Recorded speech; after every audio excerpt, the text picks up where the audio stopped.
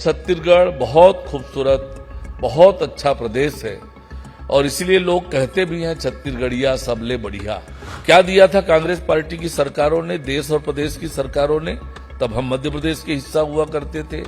गरीबी, भुखमरी, अशिक्षा, बीमारी, यही दिया। विकास से महरूम रखा हमको। जिन घोटालों की जांच हो रही है, चाहे वो शराब घोटाला हो, कोयला घोटाला हो, डीएमएफ घोटाला हो, महादेवी सट्टा का घोटाला हो, ये सारे के सारे घोटाले कांग्रेस की सरकार के दौरान हुए हैं। कांग्रेस 3 आधार पर राजनीति करती है: भय, भ्रम और भ्रष्टाचार। अभी वक्फ बिल पे एक परिवार के 3 सदस्य हैं, एक राज्यसभा में, 2 लोकसभा में। एक शब्द नहीं बोला उन्होंने। जिस दल के बड़े नेता अपने कार्यकर्ताओं के निष्ठा पर संदेह करे, कैसी होगी वो पार्टी? इसीलिए मैं कहता हूं कांग्रेस के पास न नीयत है, न नेतृत्व है।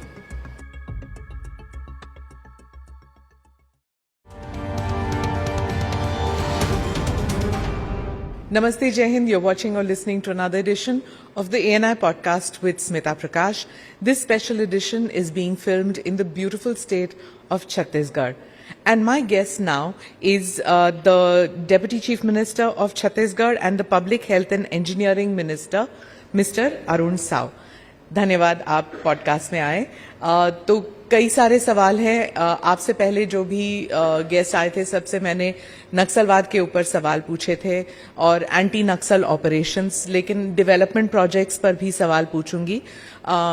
मुख्यमंत्री जी से भी मैंने पूछा कि जो नए रायपुर के डेवलपमेंट प्रोजेक्ट्स हैं उसको लेकर भी सवाल पूछूंगी। तो पहले नक्सलवाद से स्टार्ट करते हैं कि कितने ऐसे डिस्ट्रिक्ट्स हैं जो अभी तक नक्सल के गिरोह में है और जो नक्सल फ्री होने के लिए आप क्या क्या प्रोजेक्ट्स स्टार्ट कर रहे हैं? स्मिता जी, आपका छत्तीसगढ़ की धरती में भगवान राम के ननिहाल में आपका स्वागत है। आपने सही कहा कि ये छत्तीसगढ़ बहुत खूबसूरत प्रदेश है और जब छत्तीसगढ़ के बारे में हम बात करते हैं तो छत्तीसगढ़ प्राचीन काल से आपको किसी न किसी रूप में छत्तीसगढ़ का उल्लेख मिलता है, किसी काल में भी जाएं। और कहते हैं कि वनवास के 14 में से 10 साल भगवान राम ने छत्तीसगढ़ में बिताए हैं। कौशल्या माता हमारी छत्तीसगढ़ की बेटी और इसलिए भगवान राम का ये ननिहाल है। इतना ही नहीं, बड़े बड़े संत महात्मा, श्रृंगी ऋषि का आश्रम यहां, बड़े बड़े संत महात्मा इस धरती पर पैदा हुए, छत्तीसगढ़ की धरती पर। और प्रकृति की बहुत और अद्भुत कृपा छत्तीसगढ़ पर है। वो ऐसे कि बड़ी बड़ी नदियां, बड़े जंगल, बड़े पहाड़, कोयले से लेकर हीरे तक का भंडार, और सबसे बड़ी ताकत छत्तीसगढ़ की है यहाँ के भोले भाले, सीधे साधे, ईमानदार और मेहनती लोग। और इसलिए वास्तव में छत्तीसगढ़ बहुत खूबसूरत, बहुत अच्छा प्रदेश है और इसलिए लोग कहते भी हैं छत्तीसगढ़िया सबले बढ़िया। आपने जिस विषय की बात की नक्सलवाद को लेकर, तो एक लंबा संघर्ष नक्सलवाद के खिलाफ हमारी सरकारों ने किया है। जब 2003 में हमारी सरकार बनी तो न केवल हमारा बस्तर, सरगुजा भी नक्सलवाद से बुरी तरह से प्रभावित था। हमारी सरकार के दृढ़ संकल्प के कारण बहुत पहले हमने सरगुजा से नक्सलवाद को समाप्त किया। डॉक्टर रमन सिंह जी के नेतृत्व में जब हमारी सरकार थी 2018 तक, तो बहुत थोड़े से हिस्से में नक्सलवाद रह गया था, पर कांग्रेस की सरकार आई और फिर से पैर पसारने का अवसर मिला उन्हें। और अब जब 2023 में हमारी सरकार बनी, प्रधानमंत्री माननीय नरेंद्र मोदी जी ने देश के गृह मंत्री अमित शाह जी ने पूरी मजबूती से कहा कि हम छत्तीसगढ़ को नक्सल मुक्त करेंगे, बस्तर को नक्सल मुक्त करेंगे। और उस दिशा में पिछले 14 महीनों में जो काम हुए हैं, बड़े बड़े नक्सली, इनामी नक्सली 380 के संख्या में मारे गए। लगभग 1200 नक्सलियों की गिरफ्तारी हुई है और ऐसे ही लगभग 1100 लोग आत्मसमर्पण किए। नक्सल मोर्चे पर लगातार हमारे सुरक्षा बल के जवान, बस्तर का कुछ ऐसा भूभाग है जो बहुत कठिन और दुर्गम है, वहां पर सामान्य रूप से जाने की कल्पना करना भी कठिन है। ऐसे दुर्गम इलाकों में भी जाकर हमारे सुरक्षा बल के जवान नक्सलियों को समाप्त कर रहे हैं। सरगुजा की हमारी जो धरती है, बस्तर की जो हमारी धरती है, उसको प्रकृति ने बहुत कुछ दिया है, बहुत कुछ दिया है। वहां की कला, वहां की संस्कृति, वहां के आचार विचार, रहन सहन इतना अद्भुत है। पर वो ये नक्सलवाद के कारण से उनके जीवन में परिवर्तन नहीं आ रहा था। नक्सलवाद की समाप्ति बस्तर के विकास के लिए आवश्यक है। हमारी सरकार योजनाबद्ध तरीके से नक्सलवाद की समाप्ति के लिए काम कर रही है। अब बीजापुर का, सुकमा का इलाका, कुछ हिस्से में कांकेर में नक्सलवाद बचा है और अब आने वाले समय में जिस तरह से हमारे सुरक्षा बल के जवान पूरी बहादुरी और वीरता से काम कर रहे हैं, मुझे लगता है कि मार्च 2026 तक सशस्त्र नक्सलवाद तो पूरी तरह से समाप्त होगा। और न केवल हम बस्तर के लिए नक्सल उन्मूलन के लिए काम कर रहे हैं, वरन बस्तर के लोगों के जीवन में परिवर्तन लाने का भी काम कर रहे हैं। हमने हमारी सरकार बनने के बाद नियत नेल्ला नार योजना लाई। ये योजना क्या है कि जहां पर सुरक्षा के कैंप हैं, उसके 5 किलोमीटर के दायरे में आने वाली जितनी बस्ती है, जितने गांव हैं, वहां पर सरकार की सारी वो मूलभूत सुविधा पहुंचे। उनके आधार कार्ड बने, उनके आयुष्मान कार्ड बने, वहां पर स्कूल हो, वहां पर अस्पताल हो, वहां पानी पीने की व्यवस्था हो, वहां आवागमन के साधन हो, ऐसी सारी सुविधाएं, वहां बिजली पहुंचाने का काम, ऐसी सारी मौलिक सुविधाएं वहां पहुंचाने का काम हमारी सरकार ने प्रारंभ किया। अब उस दायरे को हमारी सरकार ने बढ़ाने का निर्णय किया कि अब सुरक्षा कैंप के 10 किलोमीटर के दायरे में ये सारी मौलिक सुविधाएं हम उपलब्ध कराएंगे। तो एक तरफ विकास के काम, दूसरी तरफ हमने बस्तर ओलंपिक का आयोजन किया। बस्तर के नौजवानों में जो टैलेंट है स्मिता जी, आप उसकी कल्पना नहीं कर सकते। नारायणपुर में हमारी मलखंब की एकेडमी है और मैं स्वयं गया था, हमारे केंद्रीय राज्य मंत्री जी आए थे, डॉक्टर पांडे उनके साथ में गया था। बच्चों के जो करतब देखे मैंने, उनकी कला देखी, उनकी ताकत देखी। बहुत छोटे छोटे से बच्चे, एशिया लेवल पर वो बच्चे प्रदर्शन कर रहे हैं, एशिया स्तर पर अपना स्थान बनाया। हमारा नारायणपुर के जो बहुत कठिन क्षेत्र है नारायणपुर, वहां के बच्चों का जो टैलेंट, तो बस्तर के नौजवानों में खूब प्रतिभा है। खेल के लिए, कला के लिए, कला तो ऐसा भरा है बस्तर की धरती में, वहां के हमारे नौजवानों में। उन सबको आगे बढ़ाने का काम, बस्तर के नौजवानों में आत्मविश्वास जागे, आगे बढ़ने के लिए वो जागे। कितने ऐसे बच्चे, कितने लोग जो कभी जगदलपुर नहीं आए अपना संभागीय मुख्यालय, रायपुर नहीं आए, कभी ट्रेन नहीं देखा, कभी बड़े शहर नहीं देखे, ऐसे उनके जीवन में परिवर्तन लाने का काम। और इसलिए नौजवान हमारा आगे बढ़े, उनकी प्रतिभा को एक मंच मिले, इसलिए हमने बस्तर ओलंपिक का आयोजन किया। अभी वहां की जो कला संस्कृति, वहां के रहन सहन, खान पान, पहनावा ओढ़ावा, वेशभूषा, उनके श्रृंगार, उनके आभूषण, इन सब को आगे बढ़ाने के लिए हमने अभी बस्तर पंडूम का आयोजन किया। तो चारों तरफ से हम बस्तर को आगे बढ़ाने का काम कर रहे हैं। बस्तर के लोगों के जीवन में खुशहाली आए, बस्तर के लोगों के जीवन में परिवर्तन आए, इसके लिए काम कर रहे हैं। मंत्री के नाते लोक निर्माण विभाग सड़कों का जाल लगातार हम बिछा रहे हैं वहां पर, ताकि जब आवागमन की अच्छी सुविधा होगी तो वहां पर विकास की गंगा बहेगी, विकास की धारा वहां पर जाएगी, विकास की किरणें जाएगी। तो लगातार सड़कों का काम कर रहे हैं। ये जरूर है कि कठिनाई है वहां की परिस्थितियों के कारण, तो सुरक्षा बल के जवान जब उपलब्ध होते हैं तब हम सड़कों का निर्माण कर पाते हैं, और इसलिए समय जरूर लग रहा है, लेकिन भारत सरकार भी हमको लगातार मदद कर रही है वहां पर सड़कों के निर्माण के लिए।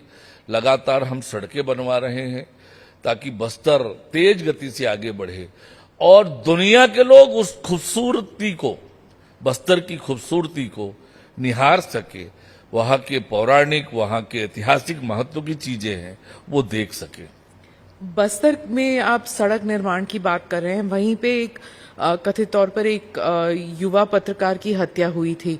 क्या आपके राज्य में पत्रकार सुरक्षित है और इस केस को लेकर आप क्या कहेंगे? देखिए, जिस नौजवान ऊर्जावान पत्रकार के बारे में कह रहे हैं, जैसे ही मैंने उनका वो समाचार देखा, तिथि संभवतः 25 दिसंबर के आसपास की कोई तारीख थी, देखा और उसी दिन उसके लिए जांच की कमेटी बनाई, उनकी रिपोर्टिंग देखी और जांच कमेटी वहां पर गई। जांच कमेटी ने अपनी रिपोर्ट दी। हमने अपने अधिकारियों के खिलाफ भी एफआईआर किया, संबंधित ठेकेदार के अनुबंध और ठेका निरस्त किया और अपने अधिकारियों के खिलाफ न केवल एफआईआर किया, उनके खिलाफ विभागीय कार्यवाही भी की। विष्णुदेव साय जी के नेतृत्व में हमारी सरकार भ्रष्टाचार पर जीरो टॉलरेंस की नीति पर काम कर रही है। तुरंत ही वहां पर एक्शन हुआ, कोई विलंब नहीं हुआ, और ये सही है कि वो दुर्भाग्यजनक घटना हुई, एक नौजवान पत्रकार को अपनी जान खोनी पड़ी, लेकिन उसके बाद सरकार ने जो कार्यवाहियां की वो आपके सामने है। सर, एक तरफ हम नए रायपुर में बैठे हुए हैं, नवा रायपुर में बैठे हुए हैं, यहाँ पर सेमीकंडक्टर इंडस्ट्री की बात होती है, और दूसरी तरफ आप कहते हैं कि कुछ ऐसे इलाके हैं जो इतने दुर्गम हैं जहां पर सड़क नहीं, जहां पर बिजली नहीं, जहां पर पानी अब आफ्टर 77 इयर्स पानी पहली बार पहुंच रहा है वहां पर। ऐसे हैव्स और हैव नॉट्स, इतना फर्क क्यों है आपके राज्य में? बिल्कुल, आपने स्मिता जी बहुत वाजिब प्रश्न किया है। देश और प्रदेश में वर्षों तक कांग्रेस की सरकार रही, पंच से लेकर पार्लियामेंट तक कांग्रेस के लोग रहे, और जैसे मैंने बताया कि छत्तीसगढ़ कितना रीच स्टेट है प्राकृतिक खनिजों के रूप से, पर छत्तीसगढ़ का हमेशा कांग्रेस की सरकारों ने शोषण किया, उपेक्षा किया। क्या दिया था कांग्रेस पार्टी की सरकारों ने, देश और प्रदेश की सरकारों ने? तब हम मध्य प्रदेश के हिस्सा हुआ करते थे।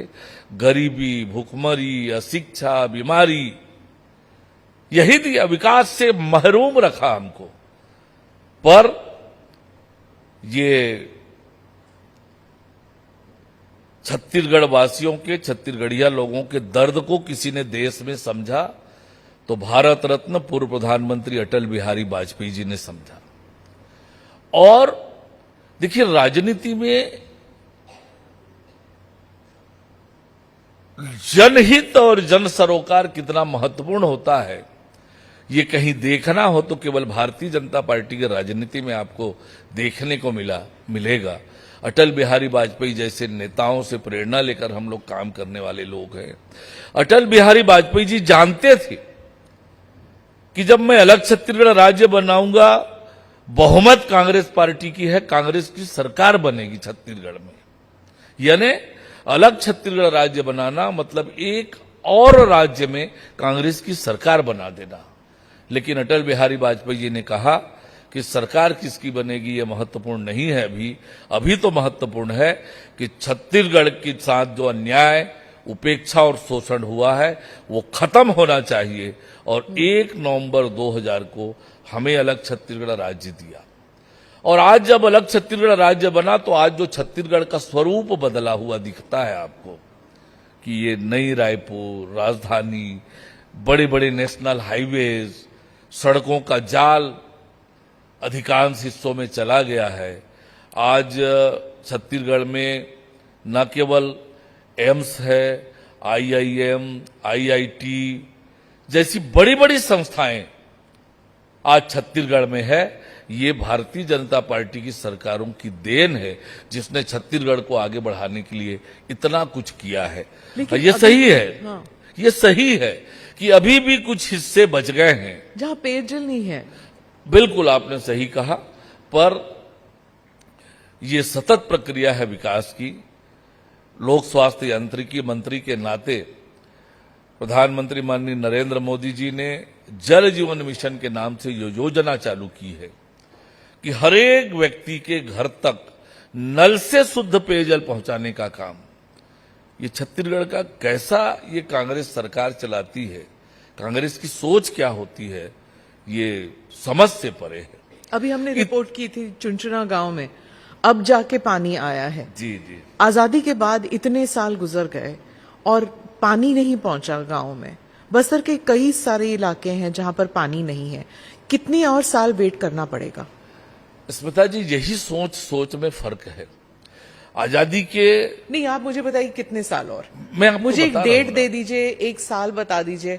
2026 अभी जल जीवन मिशन की जो योजना भारत सरकार की चल रही है, मैं वही आपसे कह रहा हूं कि छत्तीसगढ़ में जल जीवन मिशन की ऐसी दुर्दशा की कांग्रेस पार्टी की सरकार ने 15 अगस्त 2019 को नरेंद्र मोदी जी ने ये योजना लॉन्च की।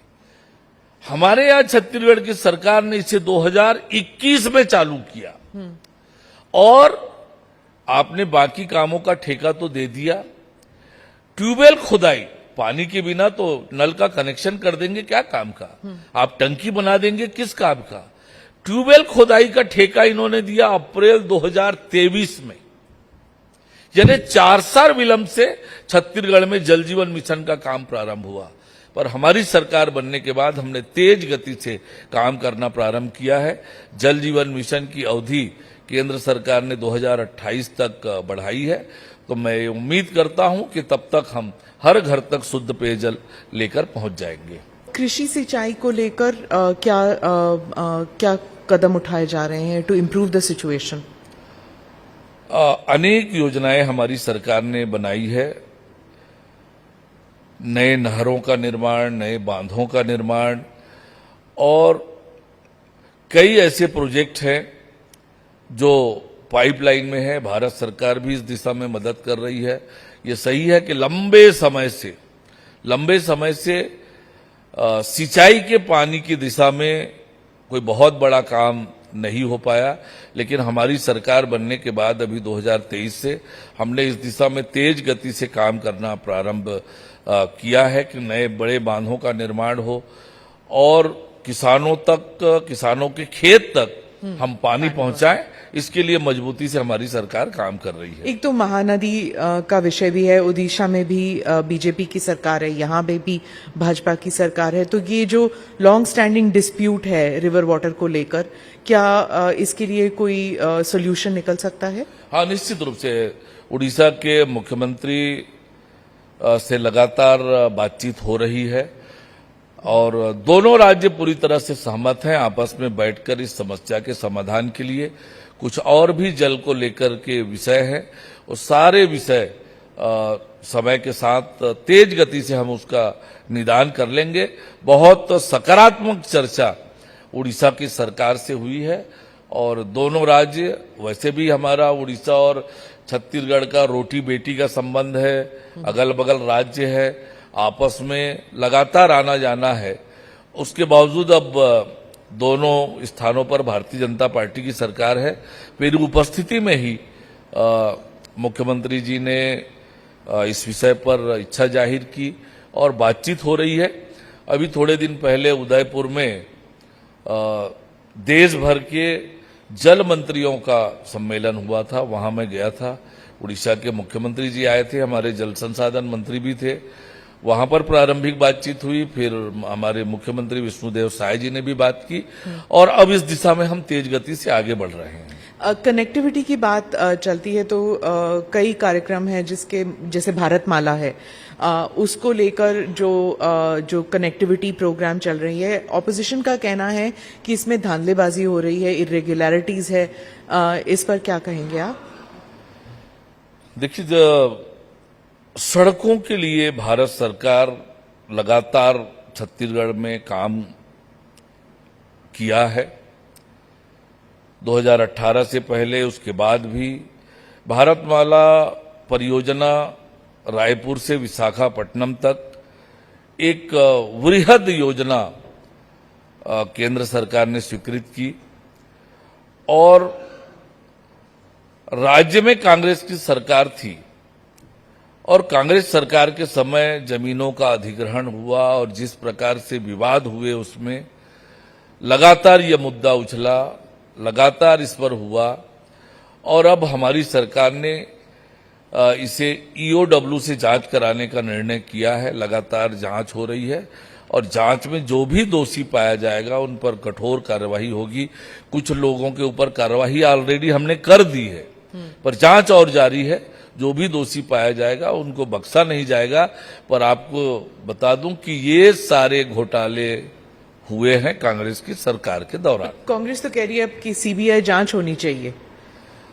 देखिए, ये तो इनके दोमुहा चरित्र बार बार बताता है। एक तरफ जब ईडी की कार्यवाही होती है तो ईडी के खिलाफ बोलने लगते हैं, दूसरी तरफ खुद सीबीआई की जांच की मांग करने लगते हैं। तो पहले तो ये तय कर लें केंद्रीय एजेंसियों पर इनको भरोसा है कि नहीं है। और यही कांग्रेस की सरकार थी जिन्होंने सीबीआई को बैन कर रखा था छत्तीसगढ़ में। पर हमारी सरकार भ्रष्टाचार को लेकर जीरो टॉलरेंस की नीति पर है। ईओडब्ल्यू से जांच करा रहे हैं और निश्चित रूप से दूध का दूध पानी का पानी होगा। जब आप सरकारी एजेंसीज की बात करते हैं तो ऑपोजिशन कहती है कि सारी सरकारी एजेंसीज जो हैं वो बीजेपी के कब्जे में हैं और उनका प्रयोग किया जाता है, चाहे इलेक्शन लड़ने के लिए, इलेक्शन जीतने के लिए और उसके बाद ऑपोजिशन का गला घोटने के लिए। स्मिता जी, मैं आपसे कहूंगा कि आज ये कितना निराधार और बेबुनियाद आरोप है और ये रटा रुटाया आरोप है। जब भी केंद्रीय एजेंसियां कोई कार्यवाही करती है तो कभी कहते हैं कि पंजाब के प्रभारी बना दिए इसलिए कार्यवाही, कभी बोलते हैं कुछ, कभी बोलते हैं कुछ। तो ये रटा रुटाया, घिसा पीटा आरोप है इनका, जिसमें कोई दम नहीं है।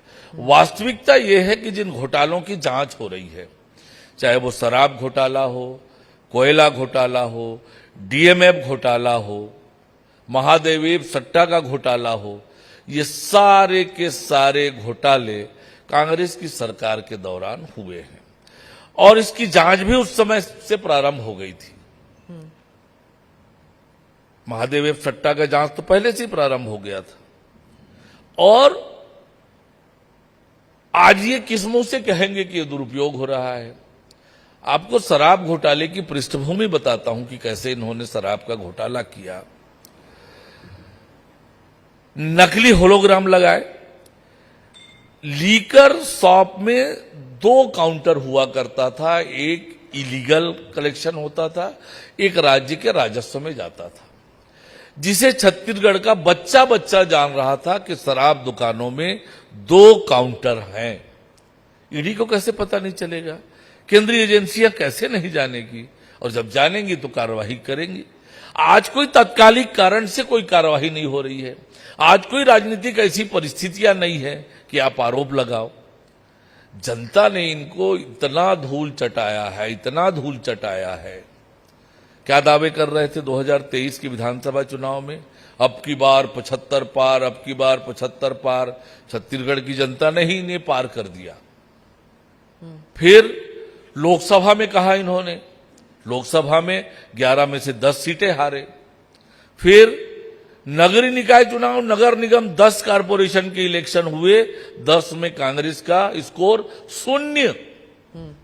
जैसे आपकी दिल्ली में लगातार 0 पे आउट होते जा रही है कांग्रेस, कारपोरेशन में छत्तीसगढ़ में 0 में आउट, जिला पंचायतों में कांग्रेस साफ। आज भारतीय जनता पार्टी को यह करने की जरूरत नहीं है। ये तो आपके काले कारनामे हैं जिनका खामियाजा आपको भुगतना पड़ रहा है। जब सत्ता में थे तो कैसे आपने सत्ता का दुरुपयोग करके दोनों हाथों से छत्तीसगढ़ की जनता को, गरीब जनता को लूटकर अपना घर भरने का काम किया। तो केंद्रीय एजेंसियां हाथ पर हाथ धरे नहीं बैठ सकती है, आएंगी, पूछेंगी आपसे। और इसका बड़ा और उदाहरण बताऊं मैं आपको, प्रमाण, कि जितने लोगों की गिरफ्तारियां हुई है स्मिता जी, किसी को जमानत नहीं हुई है। 2 साल से ऊपर हो गया जेल में। इसका मतलब कि पुख्ता आधार हैं, साक्ष्य हैं एजेंसियों के पास। और फिर ये किस मुंह से बोलते हैं कि राजनीतिक आधार पर? क्या ऐसी राजनीतिक परिस्थितियां हैं? कांग्रेस के हालात तो ऐसे हैं, आपस में लड़ रहे हैं, अपना अस्तित्व बचाने के लिए लड़ रहे हैं। सिविक बॉडीज में ऐसे स्वीपिंग इलेक्शंस आप कैसे जीत गए?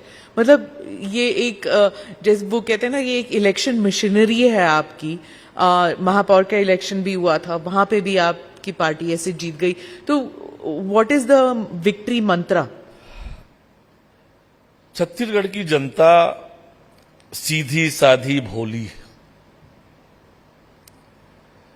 और छत्तीसगढ़ की जनता को कोई बहका नहीं सकता, कोई फुसला नहीं सकता है। एक बार धोखा खाई 2018 में छत्तीसगढ़ की जनता, नारों से प्रभावित हो गई और उन्होंने देखा कि कैसी 5 साल में दुर्दशा हुई। 5 साल नगरीय निकायों की जो हालात इन्होंने की थी, परेशान थी छत्तीसगढ़ की जनता। विकास के काम 5 साल अवरुद्ध रहे, केवल लूट और भ्रष्टाचार हुआ। गांव में कोई विकास के काम नहीं, शहरों में कोई विकास के काम नहीं, मूलभूत आवश्यकताओं की पूर्ति नहीं। तो ये जो इतना बड़ा बहुमत मिला, ये भारतीय जनता पार्टी पर जनता का विश्वास है। और इसी को मैं अपने शब्दों में कहता हूं कि हमने ये साबित किया कि हम विकास के लिए राजनीति करते हैं और ये विकास में राजनीति करते हैं। ये अंतर है। हमारी सरकार बनने के बाद नगरीय निकायों में, अधिकांश नगरीय निकायों में कांग्रेस के महापौर और चेयरमैन थे। नगर विकास मंत्री के नाते मैंने 7,500 करोड़ रुपए एक साल में नगरीय निकायों में अलग अलग योजनाओं की राशि जारी की, बिना भेदभाव के, ये जानते हुए कि वहां पर कांग्रेस के मेयर और चेयरमैन हैं। लेकिन हमने, हमारी राजनीति का आधार है विकास के लिए राजनीति, उस पर राजनीति नहीं की हमने, विकास में राजनीति नहीं की। विकास दिखने को मिलता है नया रायपुर में। जैसे ही आप एयरपोर्ट में लैंड करते हैं तो दिखता है हर जगह। आप विकास की राजनीति कहते हैं, विपक्ष कहता है कि आप हिंदू मुस्लिम की राजनीति करते हैं। बीजेपी जहां भी सत्ता में आती है, हिंदू मुस्लिम के बीच जो भेदभाव है उसको और उस दायरे को और बढ़ाती है। कांग्रेस के पास बोलने को कुछ है नहीं स्मिता जी। 5 साल आपकी सरकार थी, एक काम बता दें, एक काम किया आपने 5 साल में, ये बड़ा काम किया, ये परिवर्तन लाया आपने छत्तीसगढ़ में। मैंने आपको आप देख रहे हैं news UNI। Wellman Finance is a personal finance platform focused on empowering and serving millennials to take a well-informed decision while buying a financial product like home loan, car loan, business loan, personal loan, SME loans, insurance, etc. For further details, contact us.